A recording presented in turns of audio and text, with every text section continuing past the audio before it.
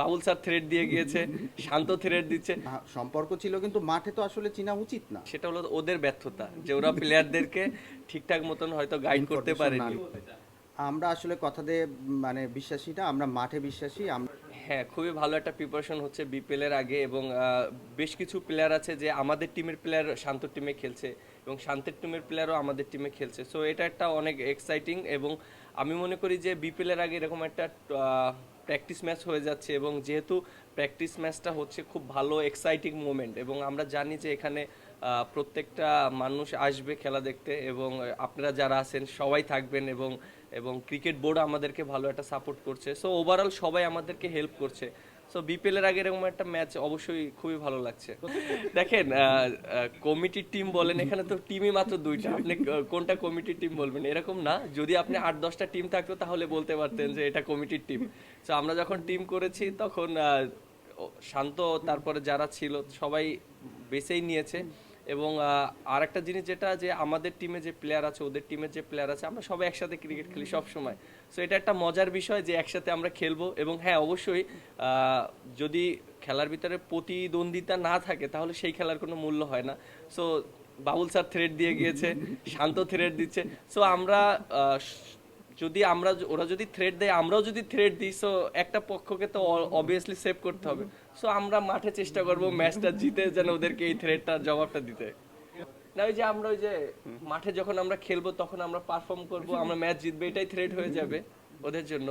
আসলে ব্যালেন্স আছে, দুইটা টিমই সিনিয়র প্লেয়ার আছে, ন্যাশনাল টিমের যারা কারেন্ট আছে তারা আছে, কিছু ইয়াং প্লেয়ারদেরকে নেওয়া হয়েছে। তো আসলে টিমটা ওইভাবেই করা, দুইটা টিমই ওইভাবেই করা যে ব্যালেন্স করা যেন খেলাটা প্রতিদ্বন্দ্বিতা হয়। এবং এটা থেকে আসলে এটা একটা মেসেজ থ্রু করা যে যারা নতুন, যারা আসতেছে, নতুন যারা ইয়াং প্লেয়ার, তারা যেন এই যে 16ই ডিসেম্বরের যে একটা আমাদের যে বিজয়ের এক মাস, যে যে স্বাধীনতার যে আহ, ব্যাপারটা, এটা যেন তারা ধারণ করতে পারে। তো এইগুলো মাথায় রেখেই আসলে এই জিনিসটা করা যেন তারা এই পরবর্তী প্রজন্ম যারা আছে তারা যেন এই বুকে এটা ধারণ করতে পারে। তো এইগুলো মিলায় আসলে করা। চারটা প্লেয়ার নাই, এটা তো যখন আমরা টিম করেছি তখন কিন্তু আমরা দুই টিমই বসেছি। সেটা হলো ওদের ব্যর্থতা যে ওরা প্লেয়ারদেরকে ঠিকঠাক মতন হয়তো গাইড করতে ইনফরমেশন না পারেনি নিয়ে এবং আসে। ইনফরমেশন দিতে পারেনি। আমরা তো ঠিকই আমাদের টিম গুছিয়ে ফেলেছি, প্রত্যেকটা প্লেয়ারকে ফোন দিয়েছি যে খেলতে হবে, এবং সবাই প্রিপারেশন এরকম নিয়েছে এবং সবাই অনেক এক্সাইটেড। তো আমার কাছে মনে হয় এটা ওদের ব্যর্থতা। না, ওইরকম টেনশন নাই, সবাই তো আসবে এবং সবাই খেলার জন্য অনেক এক্সাইটেড। এবং এরকম একটা টুর্নামেন্ট হচ্ছে, টুর্নামেন্ট বলবো, এরকম একটা ম্যাচ হচ্ছে, অবশ্যই কোয়াপকে অনেক ধন্যবাদ দিতে চাই।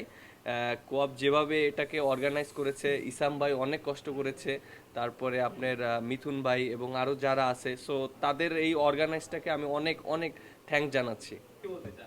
আমরা আসলে কথাতে বিশ্বাসী না, আমরা মাঠে বিশ্বাসী। আমরা মাঠে এটা প্রমাণ করব যে কে কাকে শোয়ায়। তো আমরা আসলে সেভাবে রেডি হচ্ছি। তো এটা মাঠে বাইরে কথা চালাচালি হবে, এবং আমরা আসলে এগুলা কানে নিচ্ছি না। আমরা আসলে আমাদের মতো রেডি হচ্ছি। আমরা ইনশাল্লাহ মাঠেই এটা প্রমাণ করব। এটা হচ্ছে একটা রিউমার ছড়াচ্ছে। এটা আসলে যে মানে এতটাই স্বচ্ছ ছিল, পানির মতো স্বচ্ছ ছিল এটা। ওইখানে যে যখন ছিল, এটা ইসলাম ছিল ওইখানে, ও জানে যে ব্যাপারটা। এখন টিম যদি না করতে পারে, তারা ঠিক মতন বুঝায়, এটা যদি আমাদেরকে ব্লেম করে, এটা তো আসলে ঠিক হলো না। সবার জন্য আসলে টিমটা অ্যাভেলেবেল ছিল, সব প্লেয়ার একজন ডাকবে, মানে দুইটা টিম ছিল যে পরপর ডাকা হবে। তো আসলে আমি তো মানে দ্বিধার মধ্যে আছি যে তারা কি প্লেয়ার কি চিনে কি না। এখন যদি ওইটার দোষ আমাদেরকে দেয়, তাহলে তো এটা আসলে আমাদের পরে আসে না। সম্পর্ক ছিল কিন্তু মাঠে তো আসলে চেনা উচিত না। আমিও চিনবো না। আমার বড় ভাই বাউল ভাই অনেক দিন ধরে আমাদের সাথে খুবই ক্লোজ, কিন্তু মাঠে তো এটার কোনো ছাড় দেওয়া হবে না।